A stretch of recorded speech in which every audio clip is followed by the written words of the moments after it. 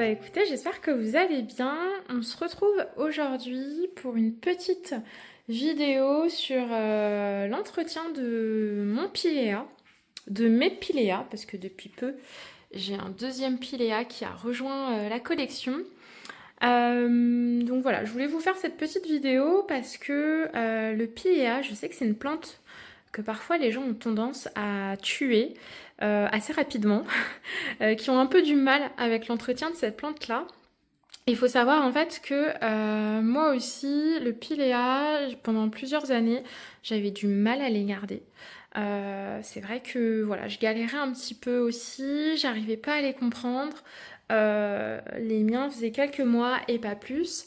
Et à force d'appliquer quelques petits tips, quelques petits, je dirais, astuces ou entretiens spécifiques au piléa, j'ai réussi avec le temps à garder notamment mon piléa principal qui s'appelle pour les intimes Jean-Pierre.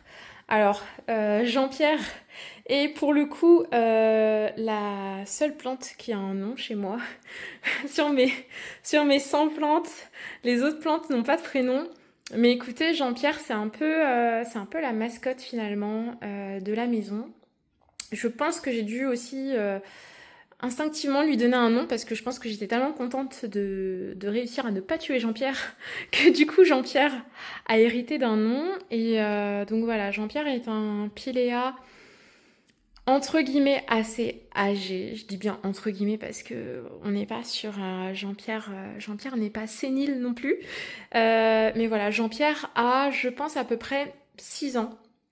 Donc ça fait 6 ans que j'ai acheté Jean-Pierre. J'essayerai de vous faire, de vous retrouver un post parce que je me souviens très bien que j'avais posté sans doute sur mon Instagram perso une photo de Jean-Pierre quand je l'ai acheté. Donc je vous montrerai à quoi il ressemblait quand j'ai acheté Jean-Pierre. Aujourd'hui, 6 ans après, voilà à quoi il ressemble. Jean-Pierre a à ses pieds du coup sa descendance. Donc ce que vous voyez là, je vais vous expliquer par la suite, ce sont des rejets. Donc c'est la façon en fait dont Pilea se multiplie, c'est-à-dire qu'au pied de son pied mère, la plante finit par faire des rejets qui deviennent des Pilea à part entière. Et pour le coup, moi j'ai fait le choix de ne pas séparer Jean-Pierre de ses enfants. J'ai fait ce choix-là parce que du coup ça permet d'avoir une plante un petit peu plus étoffée, entre guillemets. On a toujours le haut historique de la plante et puis au pied on a les bébés qui viennent un petit peu étoffer le tout. Donc voilà, donc là l'idée de cette vidéo c'est de vous donner mes astuces sur comment j'entretiens Jean-Pierre, hashtag alias mon piléa. Après, je fais un petit warning quand même, parce que chaque intérieur est différent. Je suis aussi intimement persuadée que chaque plante est différente aussi. C'est pour ça aussi que je vais vous expliquer que dans cette partie de vidéo, je pense que c'est très important de bien choisir son piléa en jardinerie. Donc pour ça, j'ai des toutes petites astuces qui me permettent de choisir telle ou telle plante. Donc pareil, je vous dirai un petit peu comment moi je choisis entre guillemets mon piléa ou même en jardinerie une plante en particulier par rapport à une autre. Et du coup, voilà, je vous fais un petit focus sur Jean-Pierre version 2026, qui est un piléa pour le coup qu'on m'a donné. Donc c'était pas prévu, hein, je voulais pas faire des infidélités à Jean-Pierre. Mais on m'a donné ce petit piléa adolescent et donc qui a rejoint la maison il y a peu. Adolescent mais qui a, vous le voyez, aussi des rejets à son pied. Donc c'est parti pour la présentation un petit peu des piléas. Dans cette vidéo, je vous parlerai du coup de quelle exposition pour le piléa, quel type de pot, quel type de terreau. On parlera aussi de l'arrosage parce que pareil, j'arrose Jean-Pierre d'une façon très spécifique, assez différente de mes autres plantes. Donc je vais vous expliquer ça. Et on parlera potentiellement des nuisibles, même si sur Jean-Pierre, j'en ai jamais trop eu. Et voilà, donc c'est parti, installez-vous tranquillement pour ces petits conseils Pilea. Alors déjà, deux, trois petits mots sur le Pilea. C'est vrai que c'est une plante assez commune, mais assez originale. Moi, ce que j'aime sur les Pilea, forcément, c'est je dirais, la découpe de ses feuilles, la forme de ses feuilles, qui est pour le coup très originale, qui change de ce qu'on peut voir sur des plantes habituelles. Il faut savoir que le Pilea, l'un de ses surnoms, ça va s'appeler du coup la plante à monnaie chinoise. Il faut savoir que notamment en Chine, c'est une plante qui, entre guillemets, est censée donner chance. Elle apporte dans les foyers, d'après une certaine croyance, prospérité financière. Sans doute à cause de ses feuilles en forme de pièces de monnaie. Et donc, du coup, effectivement, c'est des plantes qui sont censées, voilà, dans la communauté chinoise et peut-être dans d'autres communautés en Asie, avoir, donner prospérité financière, donner bonne santé financière. Donc, écoutez, j'ai Jean-Pierre depuis 6 ans, je n'ai jamais gagné au loto, malheureusement. Alors, quoique, enfin bref, on s'en fiche, mais j'ai quand même eu quelques jeux à gratter à Noël et j'ai gagné 12 euros quand même. Donc c'est pas mal. Mais, mais voilà, depuis que j'ai Jean-Pierre, ça fait 6 ans, je ne suis pas riche, mais je suis très contente de l'avoir. C'est une plante que mes proches ou mes amis adorent parce que visuellement, il a un look super sympa, un look un peu rétro finalement. Et c'est très facile de le bouturer. Je vous expliquerai du coup comment on le bouture. Mais c'est vrai que c'est une plante voilà, vraiment facile à bouturer. Moi, j'ai ma maman qui a un bébé de Jean-Pierre à la maison. J'ai ma belle-mère aussi à qui j'ai offert un Pilea également. Et c'est vrai que voilà, visuellement, c'est une plante assez sympa que moi je garde sur la table à manger parce que je trouve qu'elle apporte vraiment du cachet à la maison et à l'appartement globalement. Alors, on va tout d'abord aborder l'aspect luminosité. Alors, le Pilea, c'est une plante qui apprécie avoir une belle luminosité. Donc c'est une plante qu'il faut rapprocher de la lumière. Ça va être, je pense, l'un des premiers conseils primordiaux avec cette plante. Le Pilea aime bien les bains de soleil. Donc moi, mes Pileas sont assez proches de la fenêtre. Ils sont à moins de 1 mètre de la fenêtre. Ici, moi, je suis exposée est, sud-ouest. Donc je pense que pour tout ce qui est Pilea, une exposition est, une exposition ouest, une exposition sud, c'est des expositions assez lumineuses qui lui convient tout à fait. Peut-être juste attention quand même avec l'exposition sud. Dans l'appartement, j'ai pas de fenêtre au sud, donc j'ai jamais pu l'expérimenter. Faites quand même attention parce que le sud, ça peut chauffer quand même beaucoup l'été si vous avez le soleil qui tape directement sur les baies vitrées. Faites attention à ce quand même que votre Pilea ne crame pas au soleil. Donc avec un petit voilage, c'est quand même le plus approprié. Mais voilà, moi c'est vrai que mes Pileas sont quand même à moins d'1 mètre de la fenêtre. Je pense que c'est important. Je pense que plus loin de la fenêtre, ils seraient un peu plus malheureux. Ils auraient un peu plus de mal à se développer. Donc effectivement, premier conseil, n'hésitez pas à les rapprocher le maximum de la fenêtre. Autre conseil par rapport à la luminosité, alors le Pilea il est très gourmand en lumière et il est tellement gourmand en lumière qu'en fait il va orienter son tronc en fonction de la luminosité. Donc en fait le Pilea il va falloir le tourner de temps en temps si vous voulez avoir un tronc à peu près grand comme Jean-Pierre. Donc là j'ai veillé en fait au fur et à mesure des années avec Jean-Pierre à le tourner régulièrement pour qu'il ait un tronc tout droit. Parce que vous voyez, là, on le voit, Jean-Pierre commence à se dévier un petit peu. Donc là, je l'ai tourné, hein. Il était, là, je l'ai tourné, la fenêtre est là, hein. Et on voit pas mon nom. La fenêtre est là. Donc là, j'ai tourné Jean-Pierre pour que le tronc aille vers la fenêtre et qu'il continue, du coup, cette trajectoire tout du long. Voilà, le but, c'est pas d'avoir un piléa tordu, à part si vous aimez les piléas tordus, parce que ça peut être très sympa aussi. Justement, je vais vous montrer quelque chose d'un peu plus concret sur la bouture qu'on m'a offerte. Sur le petit piléa, alors attendez, je vais enlever la lampe champignon pour vous montrer.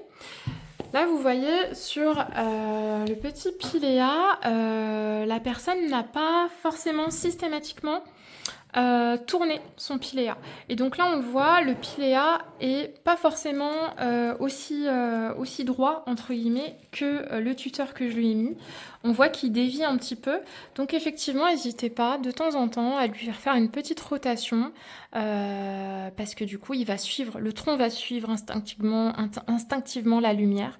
Et donc, si vous voulez un tronc voilà, droit, n'hésitez pas à le tourner comme ce que je suis en train de faire, hein. C'est super rapide, hein. Alors pour la fréquence, je vous avoue, le piléa il met quand même un peu du temps, hein, pour s'orienter vers la fenêtre, donc vous n'êtes pas obligé de le faire toutes les semaines.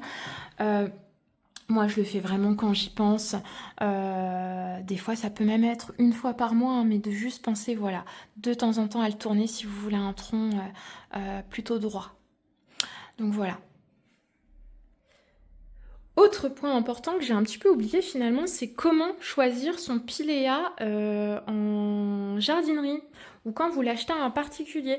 C'est un point finalement qui est super important aussi parce qu'en fait, moi je me suis aperçue que des piléas, j'en ai tué plusieurs et en fait, j'ai fait des mauvais choix. En fait, je me suis aperçue avec le temps que j'ai peut-être fait des mauvais choix de piléa et que si je voulais un petit peu plus de succès, j'aurais dû me tourner vers d'autres types de piléa. Je pense que si vous voulez un piléa quand même assez rigoureux qui demande de l'entretien, mais pas trop non plus, il faut le prendre à un stade, je dirais, moi ce que j'appelle un stade ado. J'irai pas vers une baby plante. Pour moi, une baby plante, ça va être un piléa de cette taille, avec un tronc tout petit. Encore une fois, je vous remontrerai, moi, si j'arrive à retrouver une photo de Jean-Pierre quand je l'ai acheté. Je pense qu'il faut un piléa pas trop petit. Moi, il y a quelques années auparavant, j'ai acheté des tout petits piléas de ce type-là, vraiment tout petits. On ne voyait même pas encore le tronc. Et vraiment, c'est des plantes qui sont trop fragiles. Je trouve, en tout cas. Parce que très vite, on peut arriver sur un excès d'arrosage. Et si le piléa a trop d'eau, très vite, il peut faire pourrir ses racines. Et après, bah, plus de piléa, si plus de racines. Donc moi, je me dirigerais effectivement sur voilà, un piléa de type de taille ado. Donc celui-ci, celui-ci est grand. Vous pouvez prendre un piléa même de taille un peu plus petite, hein, mais je dirais peut-être un piléa qui est déjà l'équivalent de voilà d'un écart de doigt. Je pense que si vous l'achetez à cette taille-là, ce sera un plus. On sera sur une plante quand même qui sera plus vigoureuse et où les excès du coup d'arrosage seront un peu plus faciles à éviter. En tout cas, je partirai pas sur des tout petits rejets de ce type-là. Alors, maintenant, on va parler de toute la partie comment choisir un pot et comment choisir, entre guillemets, le substrat pour le piléa. Alors, encore une fois, je fais un warning. Je ne suis pas une experte du piléa. Je vous donne juste, moi, ce qui a marché chez moi pour avoir un piléa qui a aujourd'hui 6 ans et j'espère qu'il continuera à rester dans ma collection encore de nombreuses années. Voilà, j'y tiens énormément. J'y tiens énormément parce que c'est vrai que c'est assez rare de voir des piléas de cette taille-là. Même si j'avoue qu'avec les années, il est pas magnifique, magnifique. Il était un petit peu plus kiki quand il était plus adolescent. Moi, j'aime bien les piléas de cette taille-là. Je trouve que visuellement, ils sont assez sympas. Mais voilà, ça n'empêche que je ne fais pas d'infidélité à Jean-Pierre. Je l'aime énormément quand même. Passons. Alors, les piléas aiment pas, je pense que les piléas n'aiment pas avoir leurs racines mouillées trop longtemps. Tout simplement parce que je pense que les piléas, alors je pense, c'est même sûr, vous le verrez si jamais vous êtes amené à dépoter un piléa ou à rempoter un piléa, vous verrez, les racines du piléa sont super fines. Les racines du piléa sont méga fines. Ça fait vraiment des toutes petites racines. Et donc du coup, les racines du piléa sont assez fragiles. Et qui dit trop d'eau sur des petites racines peut vite amener de la pourriture et la mort de votre piléa. Donc du coup, moi, pour éviter que l'eau stagne trop, ce que je choisis comme pot, alors c'est obligatoire chez moi pour les piléas et pour certaines autres catégories de plantes, mais le sujet n'est pas les autres catégories de plantes. Si vous voulez, je vous ferai des vidéos entretien sur d'autres familles de plantes. N'hésitez pas à me demander en commentaire. Encore une fois, je ne suis pas experte, mais je vous dis simplement ce qui marche chez moi. Mais alors, pour moi, ce qui est obligatoire pour le piléa, c'est ceci. J'ai ma table qui est toute moche. C'est ceci, c'est-à-dire un pot en terre cuite. Le pot en terre cuite, le pot en argile, c'est un pot qui va faire en sorte de... c'est quelque chose d'assez poreux. Et donc du coup, quand vous allez arroser votre plante, l'humidité ne va pas stagner aussi longtemps qu'un pot en plastique. Généralement, l'humidité dans un pot en plastique, elle a tendance à rester plus longtemps parce que le plastique, c'est beaucoup plus opaque, je dirais, tandis qu'un pot en terre cuite, c'est quelque chose qui va respirer un petit peu plus et du coup, qui va permettre quand même à ce que l'humidité, elle s'évapore un peu plus rapidement. Donc pour le piléa qui a des racines assez fines, ça va être un gros plus pour lui d'avoir quand même un pot qui ne retient pas trop l'humidité. Donc, dès que ce petit ado est arrivé à la maison, je l'ai tout de suite transvasé dans un pot en terre cuite que vous trouvez facilement en jardinerie ou autre. Piléa. Enfin, si, Piléa. Il s'appelle Piléa. Il s'appelle pas Jean-Pierre. Jean-Pierre. On va quand même l'appeler Jean-Pierre. Jean-Pierre, pareil. Et dans un pot en terre cuite depuis toujours, depuis qu'il est bébé. Et Jean-Pierre a changé dans sa vie en 6 ans 2 fois de pot. D'ailleurs, je crois bien que le premier pot de Jean-Pierre, ça devait être celui-ci, quand il était ado. Ensuite, je l'ai rempoté dans ce pot-là et ça fait en 6 ans, il a changé 2 fois de pot.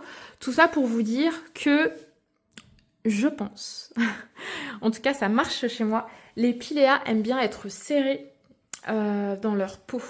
Ils n'ont pas besoin d'un pot, je pense, XXL non plus.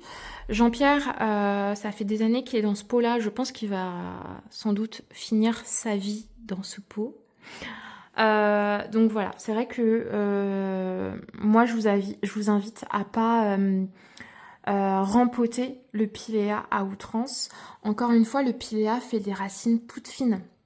On n'est pas du tout sur une plante comme une monstera qui va faire des grosses racines, qui va se développer très rapidement, comme les philodendrons aussi, pareil, qui sont des plantes qui font des racines quand même beaucoup plus robustes et qui sont très gourmandes en place. Le piléa, voilà, il est plus mesuré. Donc effectivement, moi je partirais donc sur un pot en argile, sur un pot pas trop grand et pas du rempotage à outrance. Si vous voulez quand même donner un petit coup de peps à votre piléa, si vous voulez pas trop l'embêter, mais quand même faire une sorte de rempotage, moi ce que je vous conseille et ce qui m'arrive de temps en temps, qui m'est arrivé 2 ou 3 fois avec Jean-Pierre, c'est-à-dire que j'ai fait ce qu'on appelle du surfaçage. Donc le surfaçage, c'est quand vous allez enlever une partie du vieux terreau en surface, donc vous allez enlever, je sais pas, l'équivalent de plusieurs centimètres, et que vous allez remettre un nouveau terreau. Voilà, ça c'est du surfaçage. Ça évite de perturber la plante, ça évite de la rempoter à outrance, et ça lui permet de lui donner un petit coup de boost avec quand même du terreau neuf, mais principalement voilà, sur du surfaçage. C'est ce que je fais moi avec mes piléas. Je le fais pas sur toutes mes plantes. très honnêtement, toutes les plantes à la maison, généralement, bénéficient de rempotage classique, c'est-à-dire changement de la terre, quand il y a besoin de la changer. Le pilea, c'est la seule plante que je rempote pas comme les autres à la maison. Je fais du surfaçage et encore une fois, souvent je laisse tranquille. Je lui donne de temps en temps de l'engrais, mais pas à outrance non plus. Moi, chez moi, il n'est pas... Jean-Pierre n'est pas si gourmand que ça en engrais, même si je pense que ça lui ferait pas du mal. Mais bon, c'est moi qui est un petit peu feignante, mais passons. Et sur le substrat, pareil, comme il faut quelque chose quand même où l'eau a besoin de circuler, il ne faut pas qu'il y ait de l'eau stagnante parce qu'encore une fois, le pilea n'aime pas ça.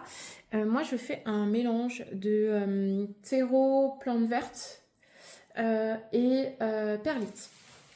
Donc la perlite, c'est ceci. C'est ce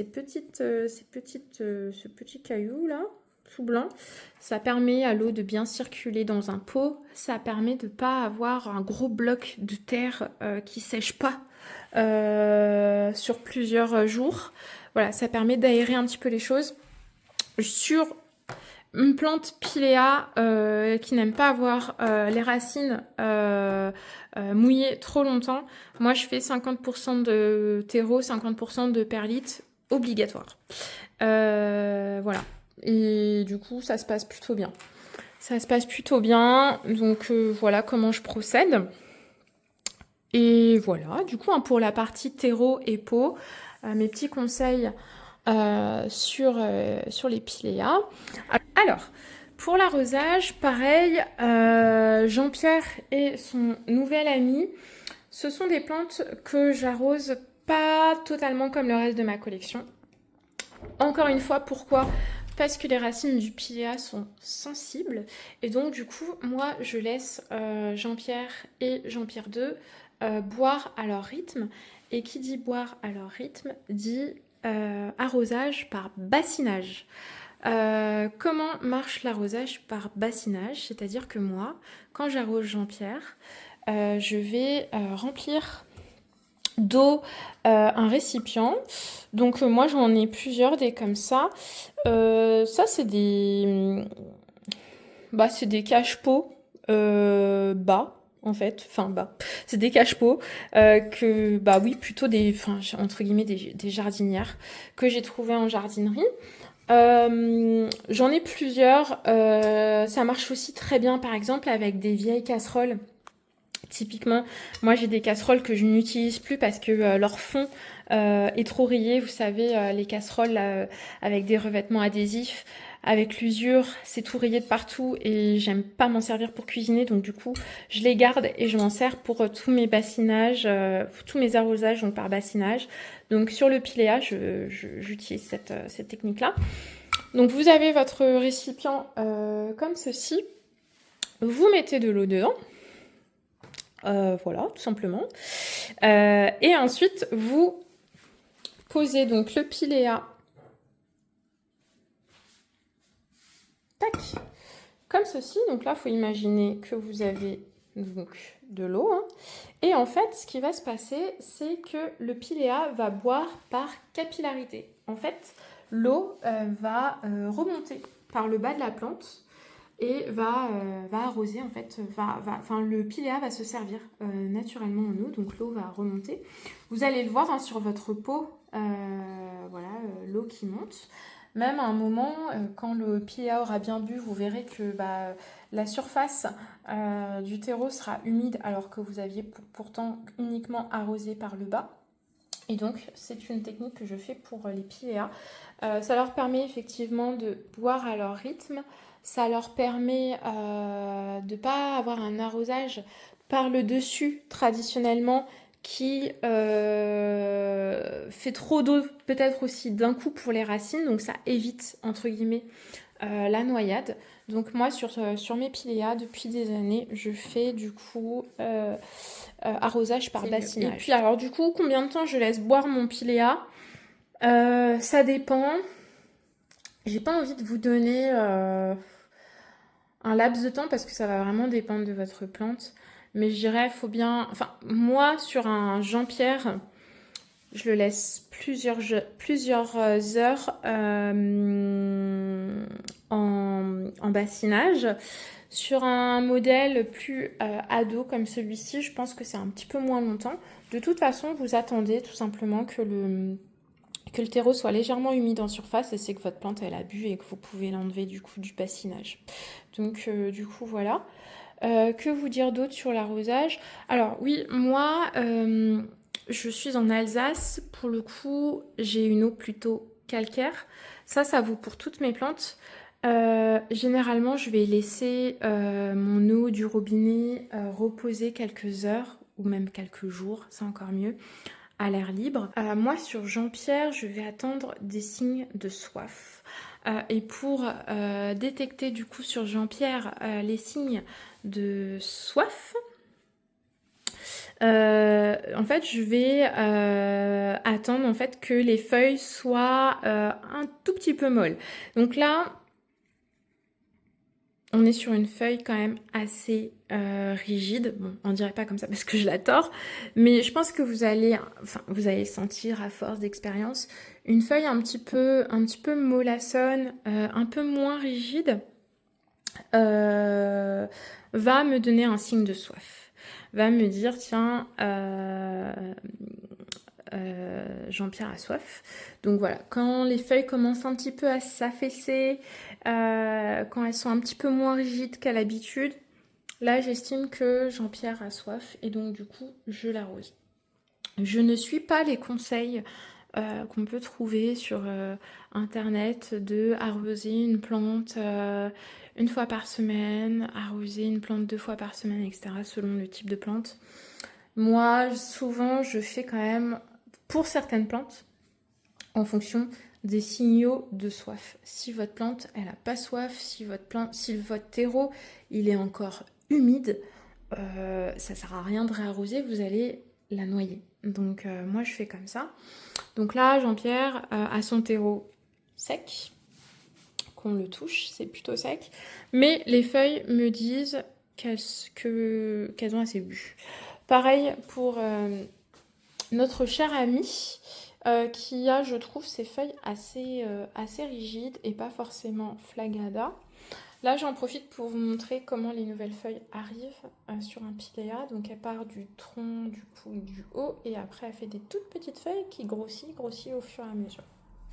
Donc là, on va l'avant-dernière feuille et la dernière feuille du coup du pilea qui sort juste ici. Et vous verrez donc sur Jean-Pierre, c'est pareil, l'avant-dernière feuille est là, elle est toute luisante et du coup la feuille en préparation va sortir de là. Donc voilà, du coup pour ce qui est de l'arrosage des piléas.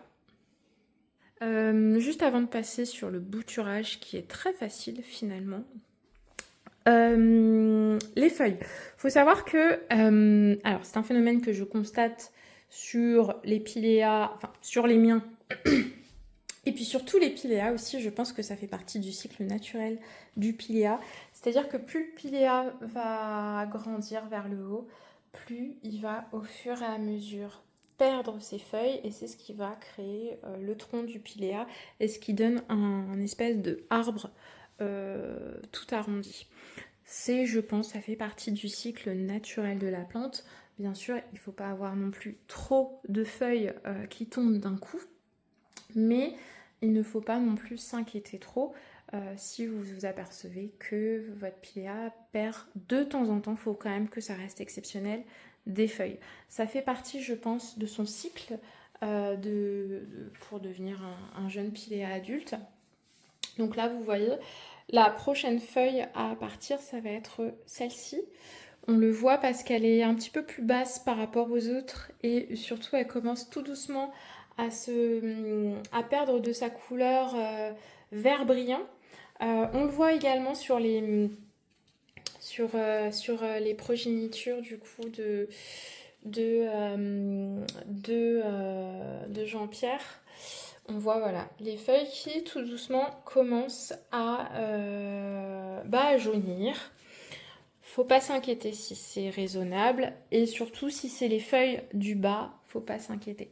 Là, je m'inquiéterais si c'était les feuilles du haut. Parce que les feuilles du haut sont les feuilles les plus récente et normalement si votre piléa est en bonne santé il n'est pas censé sacrifier les feuilles du haut.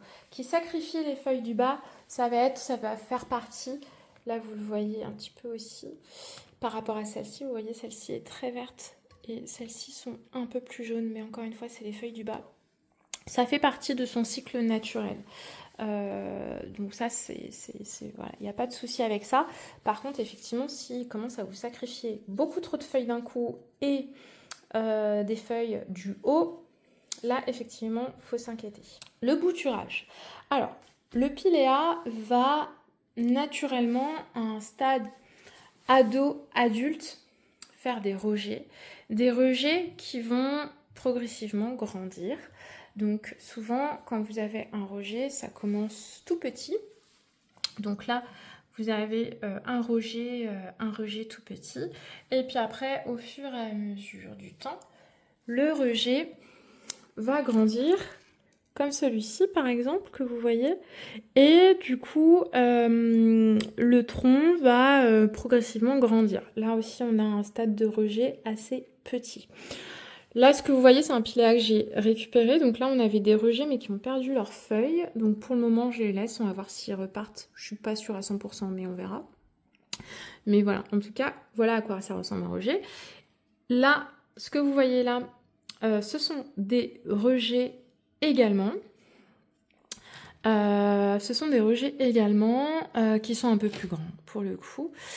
Je vous parlerai des nuisibles. D'ailleurs, je vois des nuisibles actuellement sur mon piléa, mais ça, j'ai jamais réussi à identifier quel nuisible c'était. Ça se trouve, c'est pas du tout des nuisibles. Mais bref, j'en parlerai. Du coup, c'est cool, je vais pouvoir vous montrer. Je pensais qu'ils étaient partis.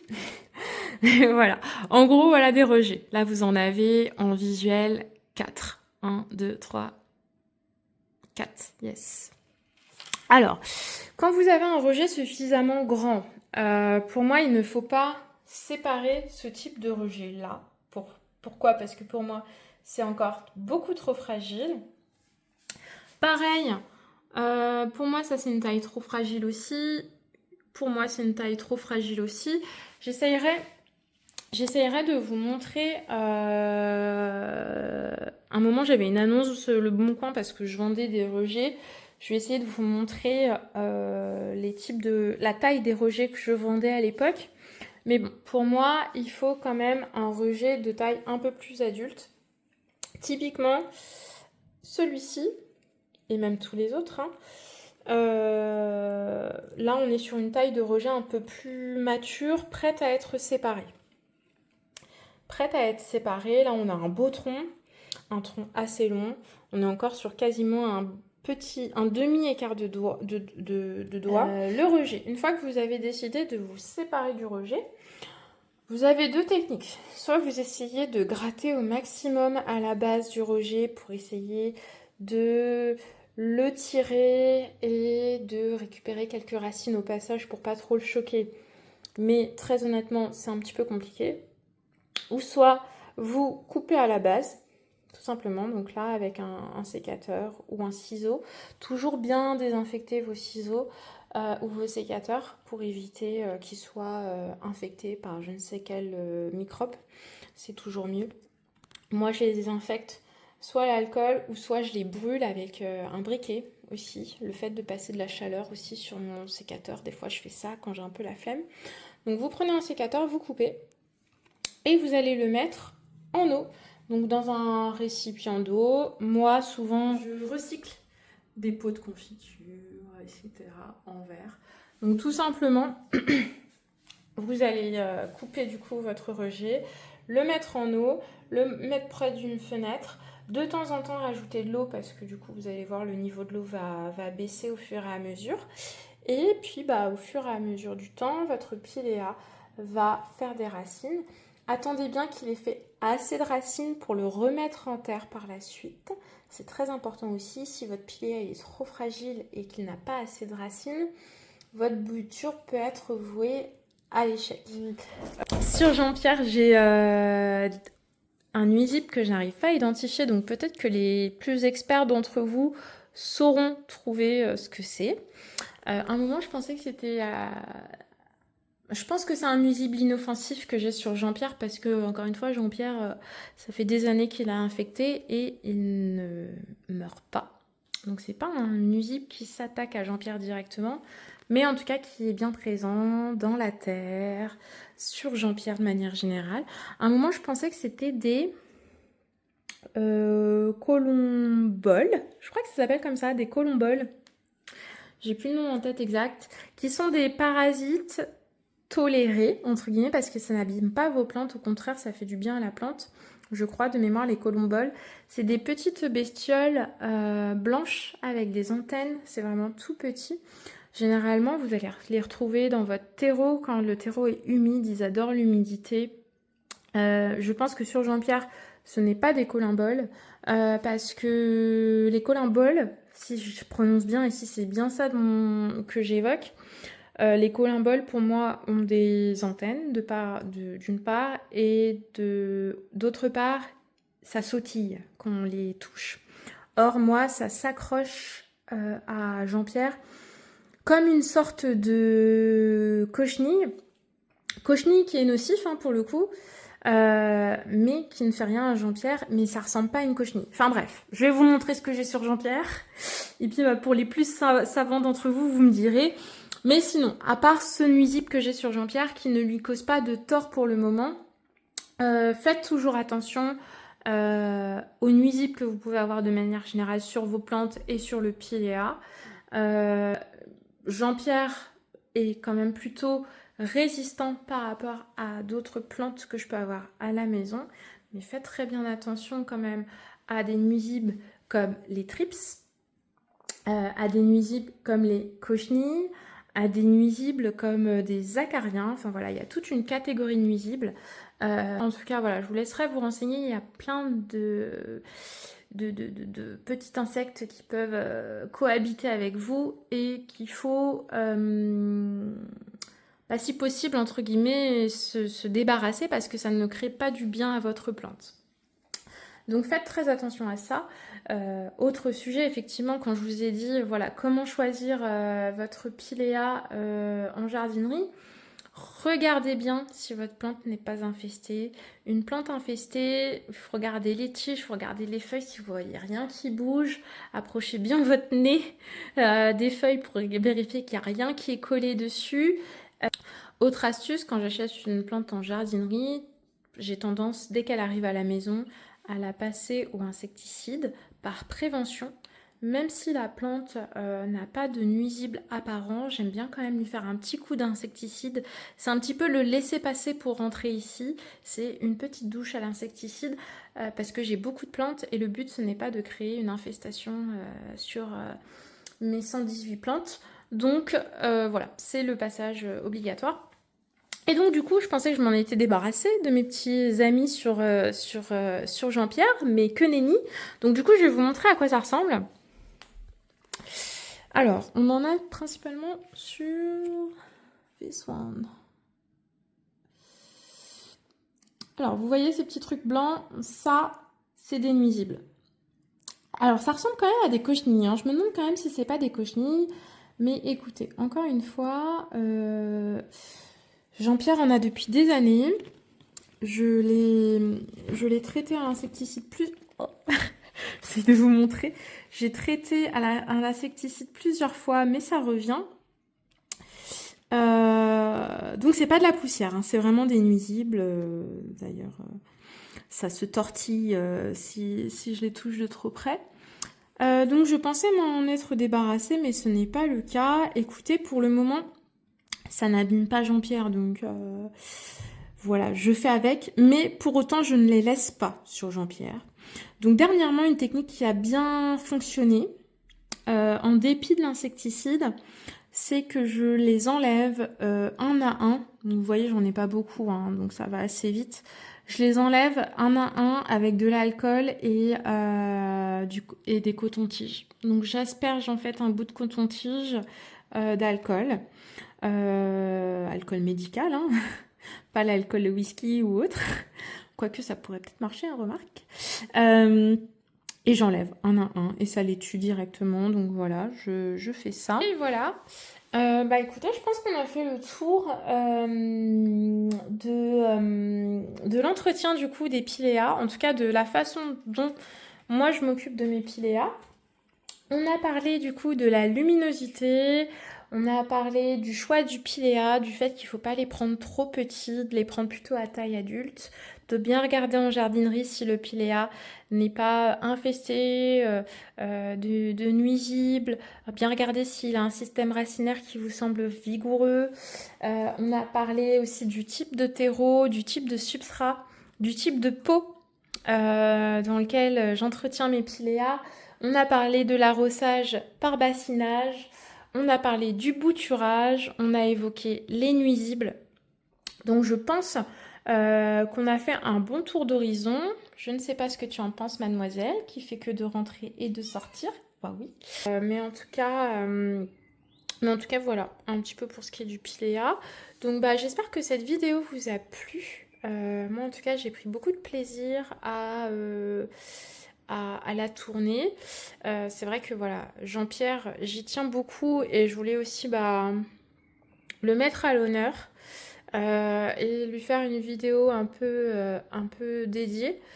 C'est vrai que je sais que voilà, le piléa est un peu boudé par certaines personnes parce que c'est pas une plante de prime abord très facile.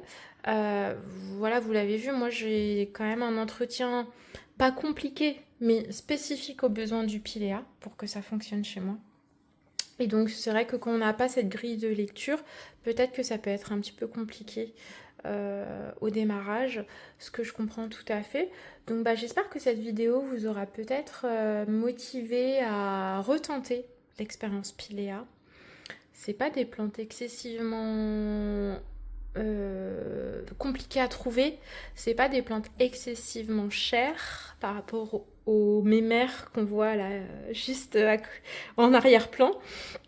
Ça reste quand même une plante assez accessible, une plante très graphique avec vraiment voilà, des feuilles très particulières. Donc en tout cas, j'espère que cette vidéo vous aura motivé à retenter l'expérience avec un piléa. N'hésitez pas à me dire si vous avez d'autres questions, si ça vous a donné envie de retester, si vous avez des variétés aussi de piléas différentes chez vous. N'hésitez pas, avec grand plaisir pour qu'on puisse échanger ensemble. N'hésitez pas à me contacter aussi sur Insta si vous avez d'autres variétés de piléas. J'adorerais voir à quoi ressemblent vos piléas. Voilà. Et puis bah en attendant, je vous fais plein de bisous. J'espère encore une fois que cette vidéo vous a plu. Et puis bah, qu'on se retrouve prochainement pour une prochaine vidéo. Si vous voulez d'autres vidéos entretien sur d'autres catégories de plantes, n'hésitez pas à me demander. Après, encore une fois, je ne suis pas une expert, mais j'essaye de vous conseiller au mieux et en tout cas de vous dire ce qui fonctionne chez moi. Ça peut toujours donner des grilles de lecture, ça peut toujours vous donner envie de tester si ça fonctionne aussi chez vous. Donc voilà, en tout cas, n'hésitez pas, avec grand plaisir pour vous proposer aussi d'autres vidéos conseils entretien. Voilà, je vous fais plein de bisous et puis je vous dis à bientôt.